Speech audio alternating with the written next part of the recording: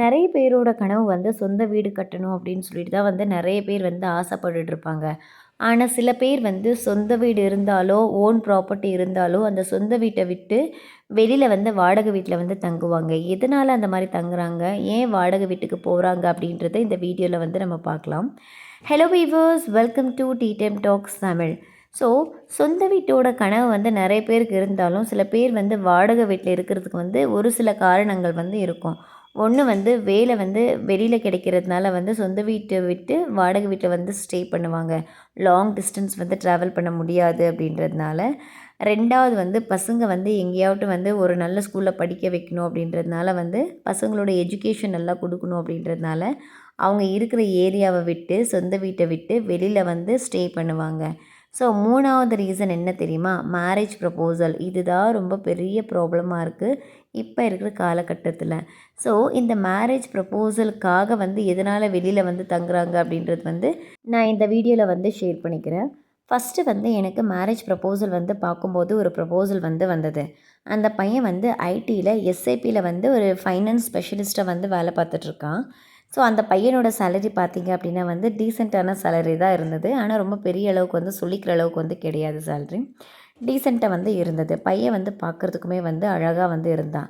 Height, weight, அதுக்கப்புறம் face எல்லாமே வந்து பார்க்குறதுக்கு வந்து அழகாக தான் இருந்தது. ஸோ பையன் பார்க்குறதுக்கு அழகாகவும் இருக்கான், நல்ல ஜாப்லேயும் இருக்கான். அண்ட் மூணாவது வந்து எதை பார்ப்போம், நம்ம அசட்டை வந்து பார்ப்போம். அசட் இருக்கா அப்படின்னா வந்து பையனுக்கு வந்து அசட்டுமே இருக்குது. 1.5 ஏக்கர் லேண்ட் வந்து இருக்குது. பையன் கூட பிறந்தவங்க பார்த்திங்க அப்படின்னா ஒரு 3 பேர் இருந்தாங்க. இந்த பையன் மட்டும்தான் ஃபஸ்ட்டு பையன்.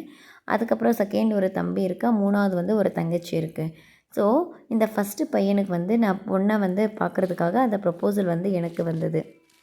அப்போ வந்து அந்த பையன் என்கிட்ட ஷேர் பண்ண சில இன்ஃபர்மேஷனை வந்து நான் உங்களோட இப்போ நான் ஷேர் பண்ணுறேன். மேபி அது உங்களுக்கு வந்து ரொம்ப ஹெல்ப்ஃபுல்லாக இருக்கும். நீங்கள் ஃப்யூச்சரில் வந்து இந்த மேரேஜ் ப்ரப்போசல்ன்ற டைமில் வந்து ஒரு டிசிஷன் எடுக்கிறதுக்காக இந்த கண்டென்ட் வந்து உங்களுக்கு ரொம்ப யூஸ்ஃபுல்லாக இருக்கும். அந்த பையன் சொன்ன வார்த்தை என்ன தெரியுமா? நான் வந்து என்னை பார்த்த உடனே நிறைய பேர் வந்து அக்செப்ட் பண்ணிப்பாங்க. ஆனால் என் வீட்டை வந்து பார்த்துட்டு போன உடனே வந்து எல்லாருமே வந்து என்னை ரிஜெக்ட் பண்ணிடுறாங்க. அது ஏன் அப்படின்றது வந்து தெரியல. என்ன பிடிச்சிருக்கு போல், என்னோடய வீட்டை வந்து அவங்களுக்கு பிடிக்கல அப்படின்னு வந்து சொன்னாங்க. அப்போ நான் அந்த பையன்கிட்ட கேட்டேன், நீங்கள் எவ்வளோ வருஷம் ஆச்சு வீடு கட்டிட்டு அப்படின்னு வந்து நான் கேட்டேன். அந்த பையன் சொன்னால் ஒரு 5 to 6 இயர்ஸ் பேக் தான் அந்த வீட்டை வந்து அவங்க கட்டினாங்களே. ஸோ 5 to 6 இயர்ஸில் கட்டின வீடு அப்படின்னா வந்து நல்லதானே இருக்கும். எதனால் அப்படி ரிஜெக்ட் பண்ணுறாங்க அப்படின்னு கேட்கும்போது அந்த பையன் வந்து எனக்கு தெரியல அப்படின்னு வந்து சொன்னாங்க. அதுக்கப்புறம் நான் ரியலைஸ் பண்ணேன், அந்த பையன் இருக்கிற லொக்காலிட்டி தான் வந்து சரியில்லை. பிகாஸ் பொண்ணு கொடுக்கும்போது வந்து சேலரி செக் பண்ணுவாங்க, ப்ராப்பர்ட்டி இருக்கா இல்லையா அப்படின்றத செக் பண்ணுவாங்க. அதுக்கப்புறம் வீடு எப்படி இருக்குது, அந்த வீடு வந்து நல்லா இருக்கா இல்லையா அப்படின்றதையும் வந்து செக் பண்ணுவாங்க. அதே மாதிரி அவங்க இருக்கிற ஏரியா வந்து எப்படி இருக்குது, இதெல்லாமே வந்து செக் பண்ணுவாங்க. நம்ம நினைப்போம் மேரேஜ் பண்ணும்போது பையன் நம்மளை ஒழுங்காக பார்த்துப்பானா, பொண்ணு வந்து நம்ம கூட ஒழுங்காக இருக்குமா, இதை மட்டும்தான் நம்ம செக் பண்ணுவோம். நல்ல பொண்ணு இருந்தால் போதும், நல்ல பையனாக இருந்தால் போதும்னு சொல்லிட்டு. அப்புறம் வந்து ஏதோ வந்து அவங்க வாழ்கிற அளவுக்கு வந்து இருக்கா அப்படின்றத வந்து நம்ம செக் பண்ணுவோம். ஆனால் இப்போ இருக்கிற காலகட்டத்தில் வந்து பசங்க வந்து எவ்வளோ பேர் இருக்காங்க, ஒரே ஒரு பையன் இருக்கானா, இல்லை சிப்ளிங்ஸ் இருப்பாங்களா அப்படின்றத செக் பண்ணுவாங்க. அப்புறம் வீடு சின்னசாக இருக்கா, எவ்வளோ ஸ்கொயர் ஃபீட்டில் இருக்குது அப்படின்றத வந்து செக் பண்ணுவாங்க. அதுக்கப்புறம் பையன் வந்து எவ்வளோ லேக்ஸில் சேலரி வாங்குகிறான், என்ன படிச்சிருக்கான், எந்த கம்பெனியில் வந்து வேலை பார்க்குறான், ஸ்டெபிலிட்டி எவ்வளோ இருக்குது, எவ்வளோ வருஷமாக வந்து அந்த கம்பெனியில் அவன் வேலை பார்த்துட்ருக்கான், அவன் ஃபுல் டைம் எம்ப்ளாயியா இல்லை டெம்பரவரி எம்ப்ளாயியா, இது எல்லாமே வந்து இப்போ இருக்கிற காலகட்டத்தில் வந்து கண்டிப்பாக வந்து பார்ப்பாங்க. அதுதான் இப்போ வந்து ஒரு மேஜர் ட்ராபேக்காகவே இருக்குது. So back to the topic. இந்த பையன் சொன்னது என்ன தெரியுமா? இந்த பையனுக்கு வந்து நிறைய ப்ரப்போசல்ஸ் வந்து பார்த்தாங்களாம்.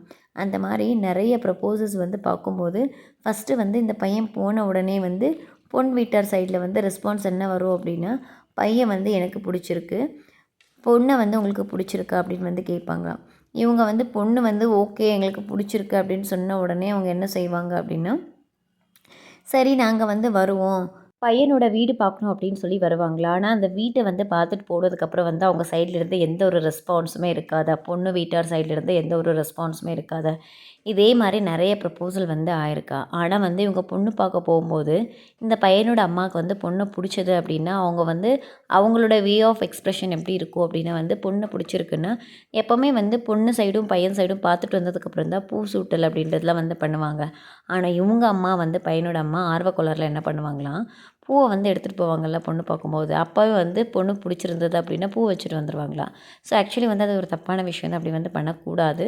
2 பேர் சைட்லேயும் வந்து ஓகே ஆனதுக்கப்புறம் தான் இந்த ஒரு விஷயத்த வந்து நம்ம பண்ணணும். ஸோ அந்த மாரி இந்த ஆண்டி வந்து பண்ணுவாங்களாம்.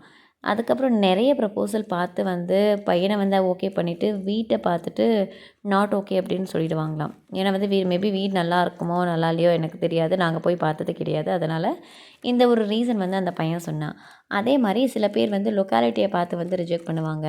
பொண்ணோட வீடு வந்து எந்த ஏரியால இருக்கு, ஸ்லம்ல இருக்கா, நல்லா அஃபிஷியல் ஏரியால இருக்கா, இதெல்லாமே வந்து செக் பண்ணுவாங்க. இப்ப இருக்கிற காலகட்டத்து மேரேஜஸ்லாம். நம்ம நினைக்கிறோம் பொண்ணு இல்லாம வந்து தேடிட்டு இருக்காங்க அப்படின்னு சொல்லிட்டு. அதெல்லாம் ஒண்ணும் கிடையாது. ரொம்ப நல்ல ப்ரப்போசல்ஸ் வேணும் அப்படின்னா வந்து அவங்களும் அதுக்கு தகுந்த மாரி இருக்கிறாங்களா அப்படின்றதையும் செக் பண்ணுவாங்க. ஏன்னா வந்து அவங்க ரிலேஷன்ஸை வந்து நம்ம வீட்டுக்கு கூட்டிகிட்டு வரணும்ல. அதனால் வீடு நல்லா இருக்கா, இருக்கிற லொக்காலிட்டி நல்லா இருக்கா, இது எல்லாமே வந்து செக் பண்ணுவாங்களாம். இதே மாரி ஒரு பொண்ணு வந்து ஐடில வந்து வேலை பார்த்துட்ருக்கு. 2மே வந்து பெண் குழந்தை தான். இது என் ஃப்ரெண்டு வந்து ஷேர் பண்ண இன்ஃபர்மேஷனு. அவங்க அத்தை பசங்கள பத்தி தான் சொல்லிட்டு இருக்கான் அவன். ஸோ அவங்க சொன்னாங்க, அவங்க 3 ஃப்ளோர் வீடு வந்து பெங்களூர்ல வந்து கட்டியிருக்காங்க. என்னதான் பெங்களூர்ல வந்து 3 ஃப்ளோர் வீடு இருந்து வாடகை எல்லாமே வருதுன்னாலும், அந்த பொண்ணுங்களுக்கு வந்து மேரேஜே வந்து அமையல. எதனால அப்படின்னா வந்து நெறைய ப்ரப்போசல்ஸ் வரும்போது, அவங்க இருக்கிறது வந்து ஒரு ஸ்லம் ஏரியால இருக்காங்க. ஸ்லம் ஏரியா அப்படின்றதுனால வந்து மேரேஜ் வந்து பொண்ணுங்கள பார்த்துட்டு போவாங்களாம். அதுக்கப்புறம் வந்து எந்த ஒரு ரெஸ்பான்ஸும் இருக்காதாம். அப்போ புரோக்கர விசாரிக்கும்போது தான் தெரியுதாம், பொண்ணு வந்து அவங்களுக்கு புடிச்சிருக்கு. ஆனா பொண்ணு இருக்கிற லொக்காலிட்டி வந்து ரொம்ப ஸ்லம்மா இருக்கு. எங்க ரிலேஷன்லலாம் அந்த ஸ்லம்முக்கு கூட்டிட்டு வர முடியாதுன்னு சொல்லிட்டு, பொண்ண வந்து ரிஜெக்ட் பண்ணியிருக்கிற ப்ரப்போசல்ஸுமே வந்து இருக்கு. இப்ப இருக்கிற காலகட்டத்தில பையன் எவ்வளோ நல்லவன், பொண்ணு எவ்வளோ நல்லவங்க, எப்படி வாழுவாங்க அப்படின்றதெல்லாம் ஒண்ணும் பார்க்க மாட்டாங்க. அவங்களுடைய வீட்டு வால்ஸ் எப்படி இருக்கு, அவங்களுடைய துணிமணி எப்படி இருக்கு, அதுக்கப்புறம் வந்து அவங்க எவ்வளோ பணம் வச்சிருக்காங்க, இதுதான் வந்து பார்க்குறாங்க. பாய்ஸ் அண்ட் கேர்ள்ஸ் இந்த எக்ஸ்பீரியன்ஸை வந்து நீங்களும் ஃபேஸ் பண்ணிவிட்டு வீட மாற்றணும், இல்ல வீட வந்து ஆல்ரெடி மாத்திட்டீங்க அப்படின்னா கமெண்ட் செக்ஷன்ல வந்து தெரியப்படுத்துங்க. நம்ம நெக்ஸ்ட் வீடியோல மீட் பண்ணலாம். பாய்.